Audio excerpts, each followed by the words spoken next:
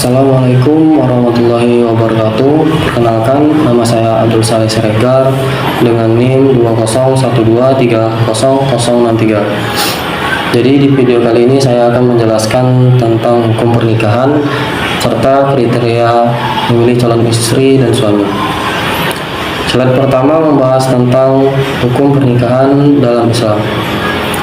Hukum pernikahan adalah hukum yang mengatur hubungan antara manusia dengan sesamanya, yang berkaitan dengan penyaluran hubungan biologis dan mengenai hak serta kewajiban mengenai konsekuensi dari pernikahan tersebut.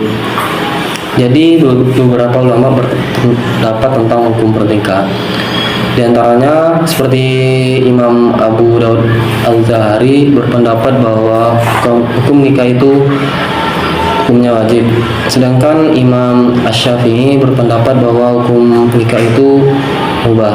Selain itu, golongan fuqaha juga berpendapat bahwa hukum nikah itu hukumnya sunnah. Sedangkan golongan Zahiriyah berpendapat bahwa nikah itu wajib. Selanjutnya, beberapa hukum yang berlaku pada pernikahan. Jadi ada 5 hukum yang berlaku pada pernikahan. Yang pertama itu wajib, sunnah, makruh, mubah, dan haram. Jadi wajib di sini menjadi wajib bagi mereka yang sudah mampu secara lahir dan batin. Ditambah dengan ia sudah memiliki nafsu yang sangat mendesak untuk segera melakukan perkawinan yang dikhawatirkan ia melakukan zina. Nah, sunnah di sini menjadi sunnah bagi orang yang telah mempunyai kemauan dan kemampuan untuk melangsungkan pernikahan. Akan tetapi jika dia tidak melaksanakan pernikahan tersebut, dikhawatirkan akan jatuh ke perbuatan zina. Yang ketiga itu makruh. Makruh di sini hukum ini berlaku bagi mereka yang merasa bahwa dirinya akan berbuat zina pada istrinya jika menikah, namun tidak sampai pada tingkat keyakinan. Misalnya karena ia tidak memiliki nafsu yang kuat, khawatir tidak mampu menafkahi dan tidak begitu menyukai istrinya. Selanjutnya yaitu mubah. Mubah merupakan hal dari hukum sebuah pernikahan, yaitu hukum terhadap suatu perbuatan yang dibolehkan untuk mengerjakannya. Jadi perbuatan mubah ini tidak diwajibkan dan tidak pula diharamkan. Yang kelima yaitu haram. Jadi bagi orang yang tidak mempunyai keinginan dan tidak mempunyai kemampuan serta rasa tanggung jawab untuk melaksanakan kewajiban-kewajiban dalam rumah tangga, sehingga apabila melangsungkan perkawinan akan terlantar dirinya dan istrinya, maka hukum melakukan perkawinan bagi orang tersebut adalah haram. Baik, slide selanjutnya membahas tentang sumber hukum pernikahan dalam Islam. Jadi ada 3 sumber hukum yang menjelaskan tentang pernikahan dalam Islam. Sumber yang pertama yaitu Al-Quran. Nah, sudah sangat jelas bahwa sumber hukum perkawinan Islam yang paling utama adalah Al-Quran. Sumber hukum Islam secara keseluruhan dirujuk dari Al-Quran, dari persoalan perkawinan, latar belakang perkawinan, dan maksud dan tujuan perkawinan, serta menjelaskan bahwa perkawinan adalah fitrah bagi manusia. Sumber yang kedua yaitu hadis dan sunnah Rasul. Nah, dalam Islam pernikahan merupakan ibadah yang memiliki dasar hukum dari Al-Quran dan sunnah Rasul. Sunnah Rasul adalah penjelasan perbuatan dan diamnya Rasul baik ketika melihat sesuatu perbuatan dan beliau tidak memberikan sikap. Pada prinsip sunnah Rasul merupakan penjelasan terhadap persoalan yang tidak ada pada Al-Quran ataupun persoalan yang tidak disinggung di dalam Al-Quran. Sumber hukum yang ketiga yaitu ijma ulama fikih. Jadi para ahli fikih banyak memberikan pemikiran dan pendapat tentang pernikahan berdasarkan Al-Quran dan hadis. Mereka juga menginterpretasi dan menganalisis hal-hal yang menjadi dasar hukum fikih di bidang pernikahan yang merupakan hukum pernikahan. Selanjutnya, kriteria memilih pasangan dalam Islam. Di sini yang pertama saya akan menjelaskan bagaimana cara menentukan calon istri. Dalam hal ini Rasulullah memberikan beberapa tuntunan dalam memilih perempuan yang akan diikhtibat atau dipinang. Yang pertama yaitu memilih istri berdasarkan 4 perkara, yaitu harta, keturunan, kecantikan, dan agamanya. Yang kedua, memilih istri karena kesolehannya. Rasulullah menggariskan ketentuan tentang perempuan yang soleh, yaitu cantik, patuh, dan amanat. Yang ketiga, memilih atas dasar kesehatan rohani dan jasmani.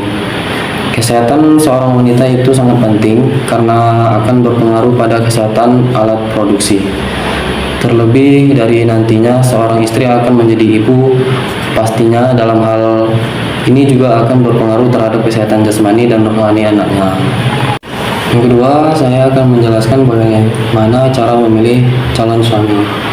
Jadi dalam memilih calon suami kita harus melihat sifat yang ada pada dirinya.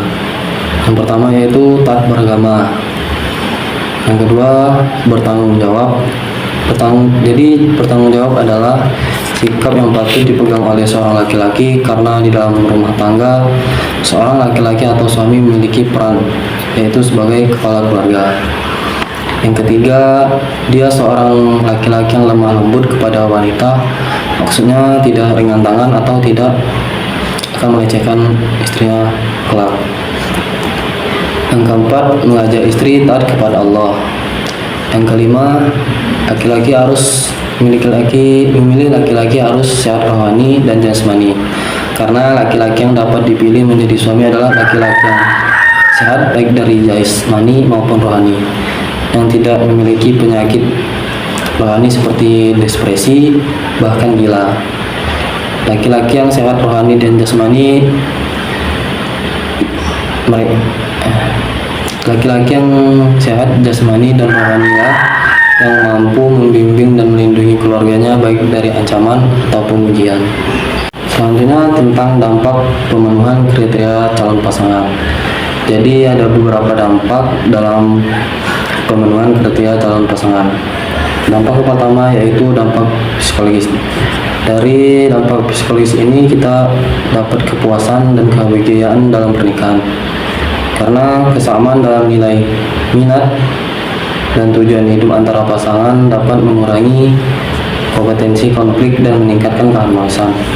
Dampak psikologis yang kedua yaitu stabilitas emosional. Jadi pemenuhan kriteria seperti kesamaan latar belakang, budaya, dan agama dapat memberikan stabilitas emosional dan hubungan.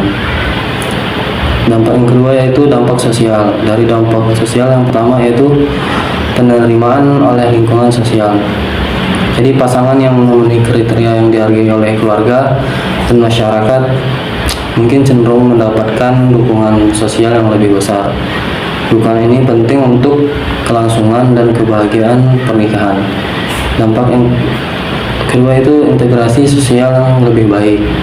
Jadi kesamaan dalam status sosial, pendidikan maupun nilai-nilai budaya dapat mempermudah pasangan dan dalam berinteraksi dalam lingkungan sosial mereka.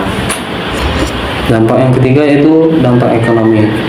Dari dampak ekonomi yang pertama yaitu stabilitas finansial.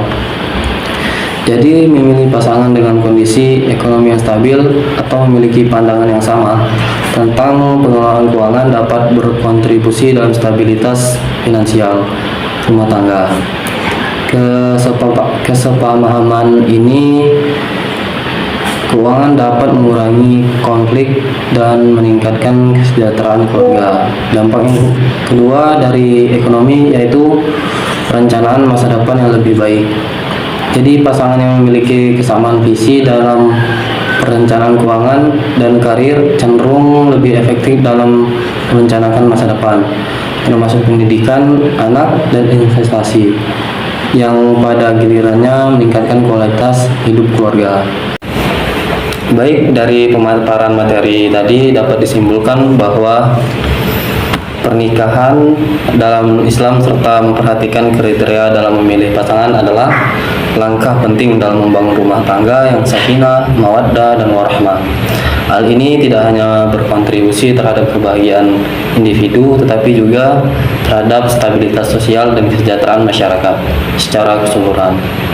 Baik, mungkin hanya ini yang dapat saya sampaikan, kurang lebihnya mohon maaf. Sebelum mengakhiri video ini, saya ada pantun. Burung nuri terbang ke awan, hinggap sebentar di dahan jati.